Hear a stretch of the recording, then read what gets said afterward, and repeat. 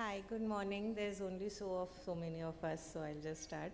I'm Dr. Anusha Ajwani, and I'm Director and Consultant at Ajwani Eye Hospital, Bhopal. And today I'll be speaking about Optiwave refractive analysis. Let's learn a little something about a new gadget.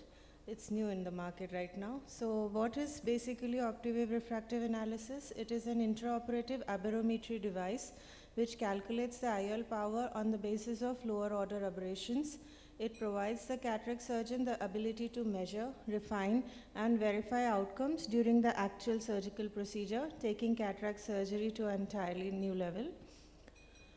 It uses intraoperative wavefront aberrometry, providing real-time refractive information to increase the precision and accuracy of IOL selection and positioning.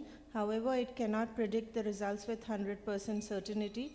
It allows the surgeon to accurately predict the surgical outcome.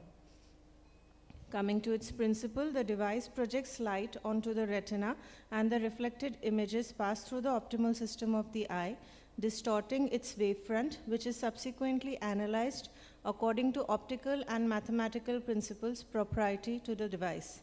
Instead of a laser light, ORA uses a superluminescent light emitting diode, that is SLED, and tableau Moir interferometer to take 40 measurements in less than 1 minute. The tableau Moir fringe patterns are produced by the reflected wavefront after it passes through two gratings placed at specific distance and angle to each other. The resulting fringe patterns provide information about the spherical, cylindrical, and axis components of the refractive error. It analyzes and combines data from the central 4 mm optical zone with a dynamic range of -5 to +20 diopters and an accuracy of ±0.3 diopters. It takes into account parameters such as posterior corneal astigmatism and high order aberrations, allowing the surgeon to confirm or revise the IOL power chosen according to preoperative biometry. So how does it work? It is attached to the surgical microscope with a display adjacent to it. It provides continuous streaming measurements of the IOL calculations intraoperatively and ensures proper IOL placement and determines treatment zones for correcting astigmatism. It assesses the refractive impact of lens options during implantation, provides convenient visual guidance for precise toric IOL rotation, and provides real-time verification that the toric IOL is positioned correctly. After phacoemulsification, irrigation, and aspiration, chamber is formed with visco-cohesive viscoelastic to increase the IOP up to 25 mm Hg. Cornea is washed and ORA is performed in aphakic mode in topical anesthesia. The patient has to look in the target green light and then ORA can be captured. There are settings which are available for post-LASIK and post-RK patients and can be selected as required. For toric IOL, ORA can be captured in pseudophakic mode and it suggests the rotation required, which can be used to check the correct astigmatism.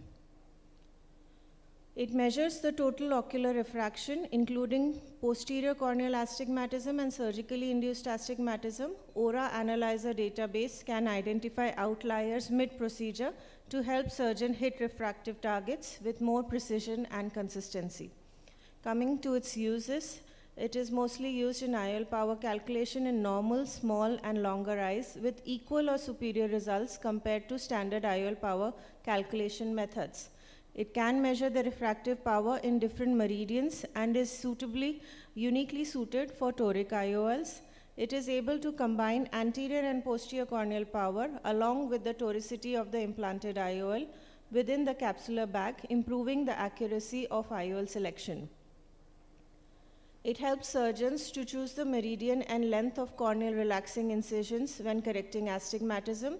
Technology is especially useful for patients who have undergone previous LASIK or RK surgery, or those who choose a premium IOL implant, or those with high astigmatism. In these patients, predicting the outcomes of cataract surgery can be difficult, and with ORA system, the mystery is now gone. Coming to its limitations, the fact that measurements taken during surgery do not reflect the post-operative state of the eye can introduce inaccuracies in IOL power calculation. The myometry of the eye can be affected at the time of surgery by patient factors such as squeezing of the eye, equipment factors, or intraoperative manipulations such as stromal hydration. These factors can change IOP and axial length, corneal thickness, and the refractive index of the anterior chamber. Certain conditions may also make it difficult to obtain the accurate readings, such as progressive retinal pathology, which can interfere with patient fixation, corneal pathologies such as Fuchs, keratoconus, advanced pterygium, which impair the cornea. Apart from that, visually significant media opacities such as prominent floaters or asteroid will either limit or prohibit the measurement process. Use of iris hooks during image capture will yield inaccurate measurements, and surgeons should be cautious while using ORA on RK patients. The validations and accuracy of its usage in previous RK patients has not been studied well. In post-RK patients, the incisions could swell up acutely during the surgery, and the cornea shape and curvature at a pressure of 21 mm Hg just prior to the ORA reading may be artificially changed, far away from preoperative measurements, and because of this acute change, it is also possible to have subsequent changes. To conclude, in the current era, where there is very low tolerance to suboptimal refractive errors, ORA may serve as a guide to ensure correct IOL power correction and perform a much more custom refractive cataract surgery. ORA has been found to be successful in difficult situations such as prior keratorefractive surgery, where conventional biometry may result in under or overcorrection. Optical methods have been identified as the gold standard for IOL power calculation, but there is always scope of improvement. Thank you.